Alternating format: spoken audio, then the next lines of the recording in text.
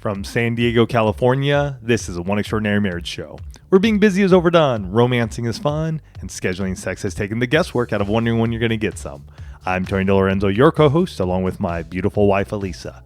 From coast to coast and around the world, thank you for joining us. It's time to talk sex, love, and commitment. Give us a call or text us on the HUG hotline at 858-876-5663 or send us an email to hugs@oneextraordinarymarriage.com. This is part 2 of our series, Our Marriage Vows. Today, we're discussing what it means when you said to have and to hold. There's a quote from Robert Fulghum that says, and it's still true, no matter how old you are, when you go into the world, it is best to hold hands and stick together. That's a good one. That's a good one. And it's especially true as we talk about to have and to hold in marriage. And we're going to dig into that, quite extensively in today's show. But we have the privilege of starting every One Extraordinary Marriage show with a hug. And a hug's an opportunity for you to hear from someone else in the one family whose marriage has experienced some kind of transformation or breakthrough. And this week's hug is sponsored by Lola. And we're going to be sharing more about how this company is changing feminine care for women in the bedroom a little bit later in the show. But this hug comes from an Instagram message that we received. And this wife says, I wanted to thank you for your podcast. We've struggled for several years and have not been intimate for over a year until this weekend. We listened to several of your podcasts, and Saturday night I finally got the courage, which is hard because I've been told I love you, but I'm not in love with you, to ask if he would be willing to try a 7 days of intimacy challenge. To my surprise, he said yes, especially after I clarified it wouldn't have to be sex every day because ED has been a factor in our marriage. Saturday was the first time that he has held me in over a year. And I thought that my heart would burst. I pray that we can keep this going. Thank you for everything that you do. You truly are a godsend. I love it. I love that hug, especially as we're talking about to have and to hold in today's show. But I love that hug because there's a true testament to having courage in your marriage.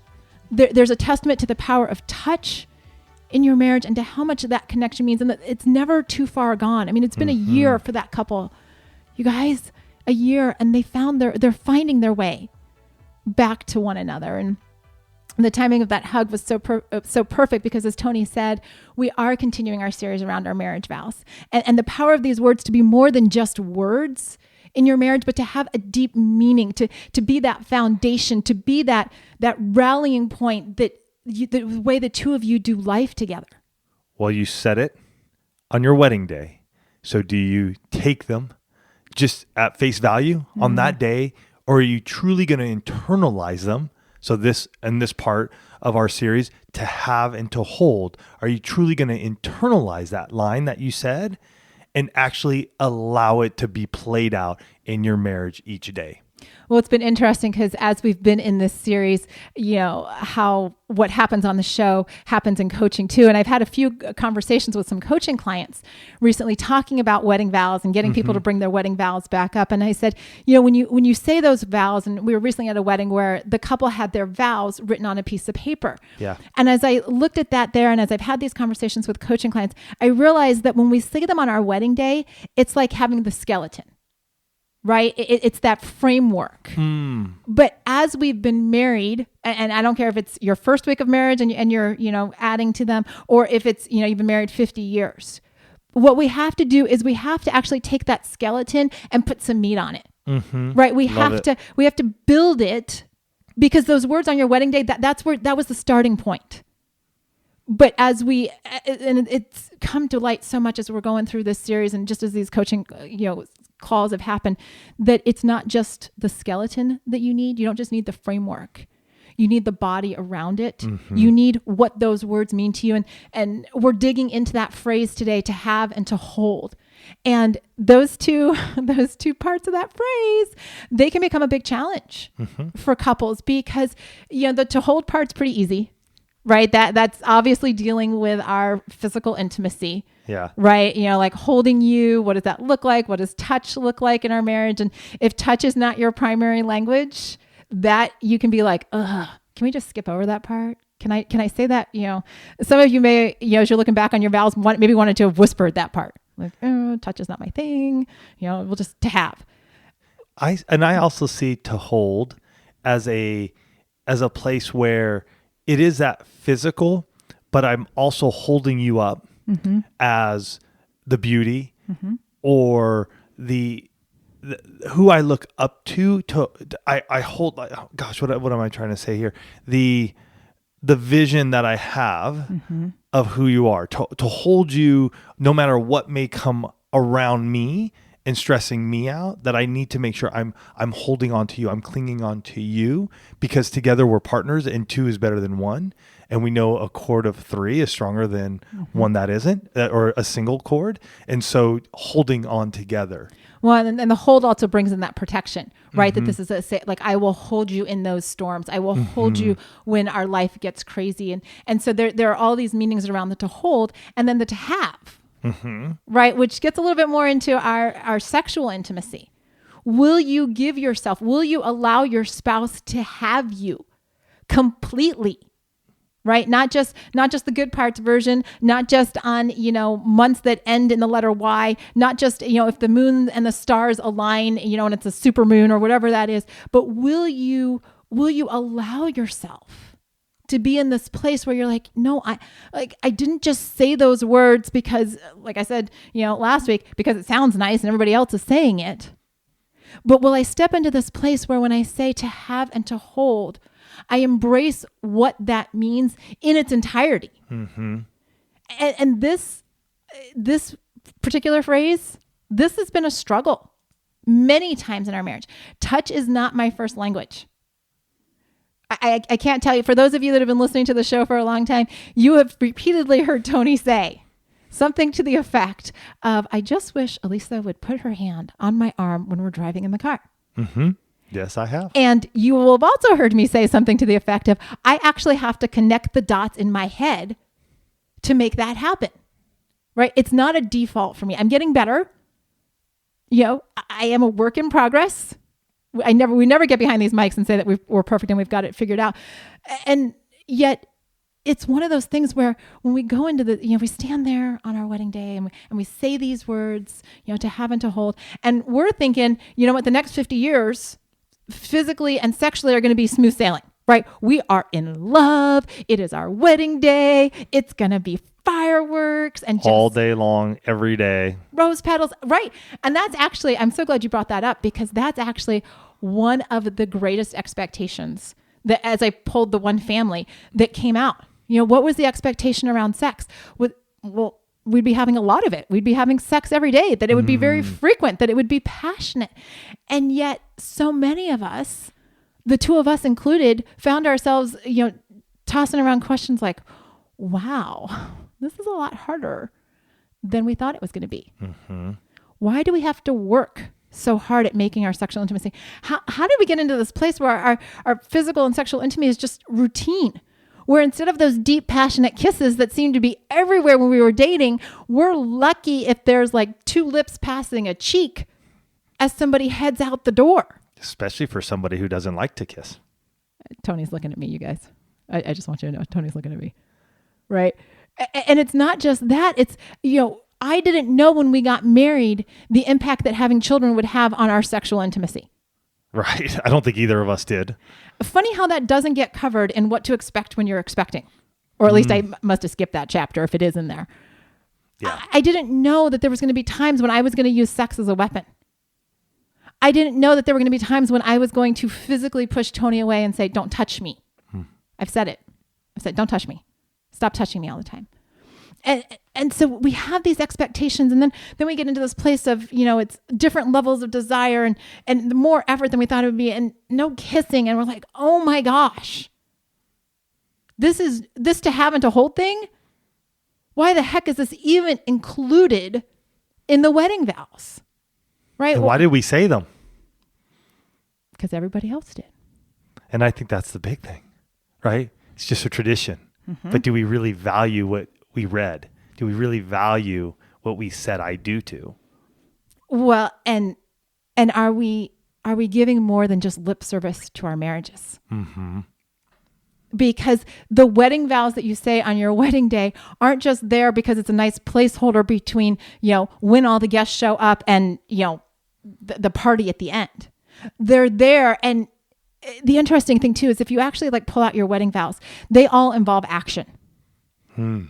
Right? And I don't care if it's traditional. I don't care if you wrote your own. There are actions involved in each one of those.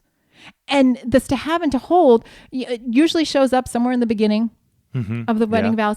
And it's because it is so critical that physical and sexual intimacy be woven into the marriage from the get-go. Right? From the very beginning. And yet, sometimes we're like, you know what? Let's just toss that out. Yeah, let's skip over that. Not feeling it today. Not feeling it this week. Not this month. Not this year. Not this decade. There are folks in the one family that haven't had sex in 10 years. And we do these series around the marriage vows. We do these shows that are focused on these things because sometimes we just need that jog in our memory to remember that touch is super, super critical. Well, and here's something I want to share too. This year, the hashtag is in the moment. And I think about our wedding vows and how much we are in the moment when we said that, right? I mean, we were there, and yes, I get it. Time passes. There becomes a familiarity with our spouse. I get it. Elise and I have been married 22 years. And yet, can we look at our marriage and be in the moment? Maybe not every single moment. I get it. We live lives. We have kids. We have jobs. We're doing volunteer work. We're doing things with our family, our in-laws, our friends. I get it. And yet, can we truly take a time in our day and just go, I'm going to be in the moment with my spouse? Am I truly going to have and to hold you? And it may not be sexual. It may be just that non-sexual physical touch, hugging each other, kissing each other, holding hands, grabbing each other's butts, touching, just brushing your hand or your arm upon your spouse. Whatever it may be for you guys, it's something that you guys have to determine. But are we willing to take that time each day to be in the moment? So powerful. And I think about that phrase, in the moment, and as we're talking about to have and to hold, and really being in that place of saying, you know what, we need touch. We need to embrace this idea that you and I and your spouse and everybody listening to this show around the world, we were designed to be touched. It's so important that you'll see babies literally from the moment of birth, they're placed upon their mother because that touch matters so much. And the most popular word when asked what was the best part of physical intimacy in the one family, the word that came up time and time and time again was the word connection. Your touching of your spouse, both physically and sexually, is what builds that sense of being connected to one another. And the two other popular words were closeness and oneness, right? Touch brings people together, and all forms of touch are important. And I want to share, we have a couple of articles, and I'm going to link them here in the show notes, but we have 3 articles that I want to just share real quick because they all talk about touch in different ways. So one is called Pucker Up. The benefits of kissing are worth it, right? That touch. And that's sort of like what sealed our wedding vows, right? We end it like, you may now kiss the bride, and that touch right there. So I'm going to put a link to that one in here. 6 benefits of cuddling with your spouse. Again, there's that touch, non-sexual. And then lastly, sleeping naked will do wonders for your marriage. And each one of those have a non-sexual component, which can then lead to more. But we've written so much about it because of the benefit that you both get when you are touching one another. There's a connection that happens. I'm telling you, there are times when Elise and I can be in disagreement and we're going after each other a little bit and yet once I reach out to her hand and I grab her hand, there's a connection to say, you know what, honey, we're still on the same team here. I'm not here battling you. You need to know that I'm deeply in love with you. And this disagreement isn't going to tear us apart. And yet I have to reach out and I have to touch her. She needs to physically feel that. If not, we're 2 people. We're two people just going on our way, battling each other. And yet when we grab each other's hands, like I said with the cord of 3, it's stronger than one. Well, the two of you together holding each other's hands know that you're on the same team, on the same path together. So I'm gonna make sure that each one of these are included so you guys can read them. Well, and those are all great. And I love that you picked 3 that didn't have anything to do with the sexual touch.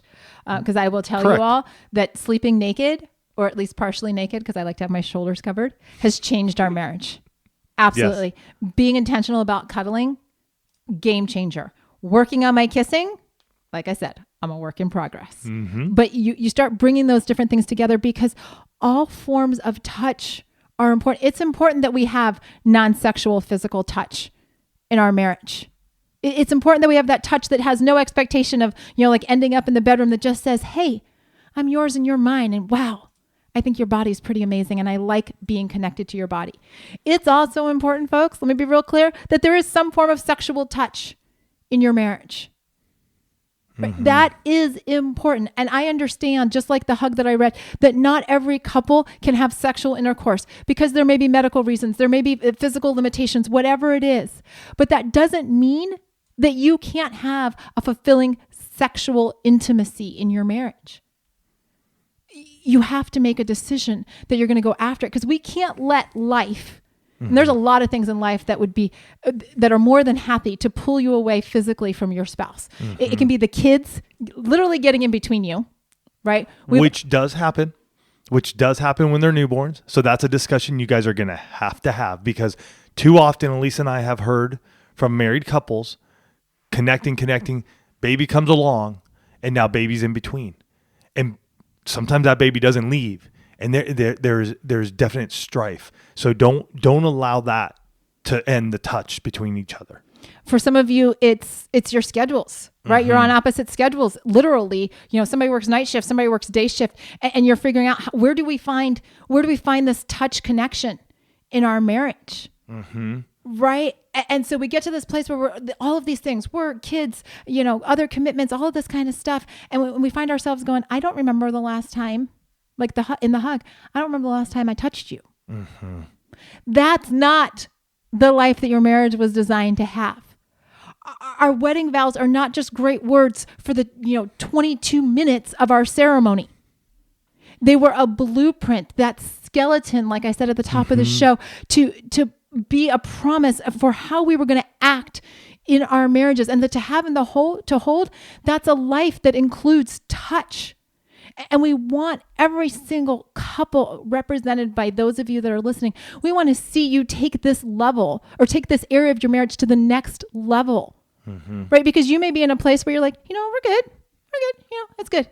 What would happen if the touch intimacy, the physical intimacy in your marriage went to a new level? Could you go from good to great? Or maybe you've been in a place where you're like, don't really want to talk about that area. What would happen if that got one step better, if you felt one step more connected to your spouse in that place? And here's the thing you can always do. I mean, we authored the 7 Days of Sex Challenge, but in our second edition, the newly revised and updated one, we share that it doesn't always have to be only about the sexual intercourse or act. What can you do for the next 30 days, say, that's physical, non-sexual? Is it kissing each other once a day? Making sure you're in the moment with the kiss. Because believe me, Elisa and I give each other many a pecks. But then there are those times when we have a wow kiss where it's just like, holy cow. Maybe that's something you and I should do. Maybe for some of you, it is sleeping naked for 30 days. Just going after that. What does it look like if we were to make sure that we hold hands every day, just for a period of time? Maybe we're out on our walk and talks. What is it that you guys, a hug, for some of you, hugging is amazing. For others of you, it's sort of like, I could do it or I couldn't. So it may be two things. One thing that you really love that your spouse doesn't really get into, and then vice versa. One thing that, you're not too keen with, but your spouse loves, mm-hmm. because both of you are going to then have to work together. You see what I'm saying? Because if I say, hey, Elisa, we have to kiss. Well, to her, it's sort of like, well, now I have to come to the plate every day. And yet if it was turned around and she said, hey, Tony, I want to make sure Oh, you put me on the spot. I did. You totally put me on the spot. Well, actually, I'll take your kiss and I'll raise it one because I love having my forehead kissed. Which is, it's a different form of intimacy. It's actually very popular within the one family, as I'll share here in a little bit. But that's what I would say. Okay. And that's something that would, to me, that her just saying that to me is sort of like, okay, because that's not for me. That would not be something where I'd be like, oh, that's a deep physical connection or a physical connection that I would gain, because sometimes we're selfish people. I'm not saying we're not. There are times when I want to do something because I'm selfish. I want to receive it, but this is a way that I can give and Elisa can receive. So that's something to think about. I love it when he puts me on the spot and I'm like, oh, okay, wasn't expecting that. But we want to share a few more ways to really revitalize around these vows. But before we do so, we want to thank this week's sponsor, Lola. And Lola is a female-founded company offering a line of organic cotton tampons, pads, and liners. And this is so awesome for the one family. They now offer sex products too. Lola makes your month a little easier because your subscription is fully customizable. You can choose your mix of products, mix of absorbency, number of boxes, frequency of delivery, all of it. Lola's subscription is super flexible and you can change, skip, or cancel your subscription at any time. And the Sex by Lola line, including condoms, lubricant, and wipes, is also available by subscription. Yeah, and for those of you who do use condoms, I will say I have tested them, and we have not had to use condoms in a very long time. So putting one on was sort of like, what's this going to be like? I will have to say I was very pleased. And so I give that product a stamp of approval. Go check it out. I think you guys will enjoy it. The best thing about all the Lola products is that you can get them delivered right to your doorstep on your schedule, what you need when you need it. And the best part, for every purchase, Lola donates feminine care products to homeless shelters across the U.S. Oh, that's really cool. So for 40% off all subscriptions, visit mylola.com and enter promo code OEM when you subscribe. So what does to have and to hold look like in your marriage today? Right? For some of you listening to this show, you're going to take a step back and you're going to say, okay, where are we right now? Mm-hmm. Right now. Like, do I know what my spouse likes right now? Has it been too long since I've asked the question? Or we've had a conversation around this? Do I know what touches work? And I'll just give you a few from the one family, because I said, I asked. I'm like, I want to know what's working for all of you. And so for those of you who are wondering, where do we ask? So if you go to Instagram, follow us at One Extraordinary Marriage, and then you'll see at the top, you'll see little circles. That's Instagram stories. In there, we're able to ask questions or polls, and we love knowing where you guys are, because really, we could look up studies, and that's great, and yet truly, we love the one family. And we love what you guys share with us because we want you to know what others in the family are doing. And we learn from you. So if you're interested in getting involved, we put those up weekly. And sometimes, it's a quick yes or no. And sometimes we're asking for you to just share your thoughts. But we do love it, and we do use them in each and every show.